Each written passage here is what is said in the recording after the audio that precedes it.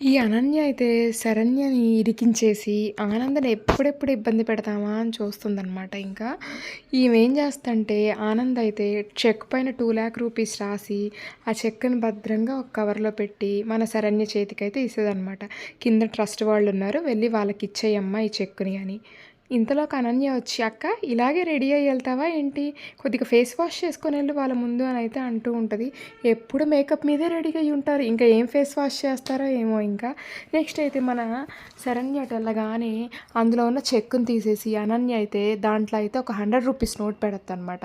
పెట్టి అక్కడ పెట్టేసి వెళ్ళిపోతదనమాట. అంతలోపు శరణ్య అయితే ఆ చెక్ కవర్‌ని తీసుకొని వెళ్ళి ట్రస్ట్ వాళ్ళకి ఇస్తదనమాట. ఆ ట్రస్ట్ వాళ్ళైతే ఆ చెక్కుని తీసుకొని బయటికెళ్ళిపోయి చూసుకుంటారు లోపల సిగ్నేచరు అది కరెక్ట్ ఉందా లేదా అని. తీరా చూస్తే లోపల చెక్ ఉండదు, 100 రూపీస్ నోట్ ఉంటదనమాట. ఇంట్లోకి వచ్చి ఆనంద్‌ని క్వెషన్ చేస్తారనమాట. "ఏంటి ఆనంద ఇందులో 100 రూపీస్ నోట్ ఉందని."